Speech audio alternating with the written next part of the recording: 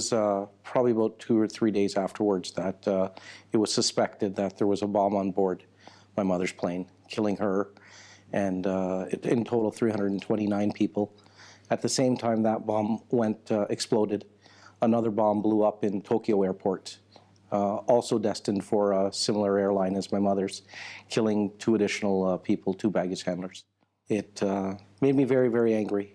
I didn't quite understand what death was at 12 years old, but I understood I wouldn't see my mother again. The last image that I have in my head, in my brain, of my mother is not her saying goodbye to me, not her giving me a hug or a kiss. It's of her lying, her body parts lying on a table. That's the last image. That's the image of terrorism that they need to understand. The image that they may perceive as terrorism is of change for their cause, but that's not the image of terrorism. It's of the innocent people who suffer. And they need to understand how wrong it is for children to go through that, or how wrong it is. I recount the story of one of the individual civilians who was out in the Atlantic Ocean that day, who helped recover bodies.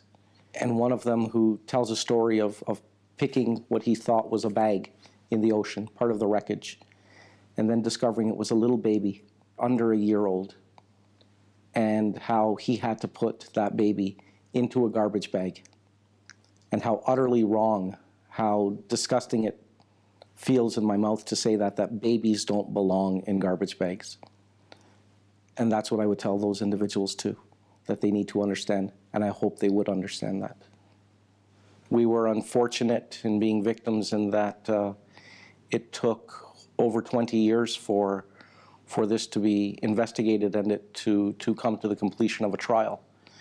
So earlier on in my life, after my mother died, I made a decision to try and enter the justice system so that I could try and do some good to help victims, to help chase after criminals, and to try to make our legal system stronger. Part of our goal as well is to hopefully meet, whether it's virtually or in person, those people who are down a path towards radicalization, and to help them to stop and think twice about what they're going to do. Another element that has been very important for us has been, we turned away money several years ago from the government, as we recognized that money wouldn't bring back our loved ones. Instead, we asked the government to establish a research fund to fund research for victim service providers. We thought the best legacy to the loved ones we lost was to put this money forward into that research program, which is in the millions of dollars, in order to protect the future. And that was our way of giving back to our country, giving back to our citizens, and giving back to the world, honoring our loved ones. With each research project funded, with each dollar that goes forward, we know it's going to better protect us, better serve us, open up that dialogue with communities, and hope to eradicate terrorism and the effects of terrorism.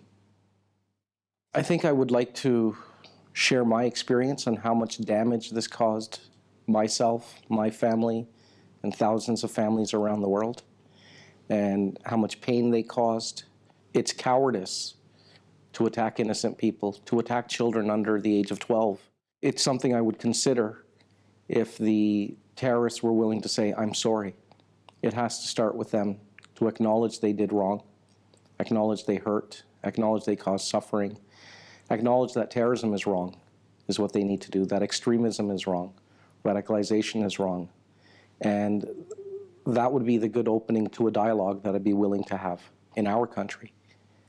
And many of us recognized very early on that no amount of money would ever bring back my mother, would bring back the other children and friends that I lost and the hundreds of other people lost. It became our main goal as the Victims Families Association to advocate for change. And that change involved, our reason for being is to ensure that those government institutions that are responsible to protect us against terrorism. We're also very vocal about engaging other parts of our communities and groups, not just government, but it's all of our responsibility to engage all communities, to engage all individuals in this type of dialogue of promoting tolerance, promoting acceptance, combating terrorism, speaking out against violence and hatred, and working with groups so we can understand each other.